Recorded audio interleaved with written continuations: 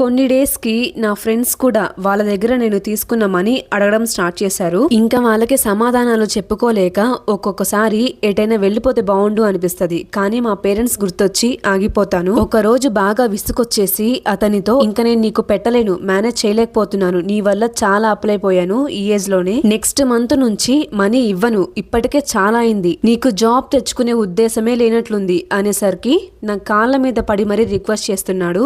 ఇంకొక 2 months time ఇవ్వు, అన్నీ క్లియర్ చేసేస్తాను అని నా కాళ్ళ మీద పడి రిక్వెస్ట్ చేసేసరికి సర్లే అని సైలెంట్ అయిపోయాను. తర్వాత ఆ 2 months కూడా అయిపోయాయి. కాలం ఏమో తొందరగా గడిచిపోతుంది, కానీ ఈ అబ్బాయిలో మాత్రం ఎలాంటి చేంజ్ రావట్లేదు. ఫ్రెండ్స్ ఏమో డైలీ కాల్స్ చేసి మనీ ఎప్పుడు ఇస్తావు అని అడుగుతున్నారు. అందుకని హాస్టల్లోనే ఉంటే మనీ ఎక్కువ అవుతుంది కదా, ఇల్లు తీసుకుంటే ఖర్చులు తగ్గుతాయి, అప్పుడు నా ఫ్రెండ్స్ కి మనీ ఇచ్చేయచ్చు అనుకొని 1 month సిటీ మొత్తము తక్కువ బడ్జెట్ లో ఉండే ఇల్లు కోసం బాగా జల్లెడ పట్టాము. అతి కష్టం మీద ఒక చిన్న రూమ్ దొరికింది, అది కూడా ఇవ్వమని చెప్పారు. ఎందుకంటే మా ఇద్దరికి పెళ్లి కాలేదు కదా, ఎలాంటి గొడవలు తీసుకొస్తామో ఏమో అని. అలా ఏం చెయ్యము, ప్రెసెంట్ మా సిచ్యువేషన్ ఇది అని క్లియర్ గా వాళ్ళకి చెప్తే అప్పుడు ఇచ్చారు ఇల్లు రెంట్ కి.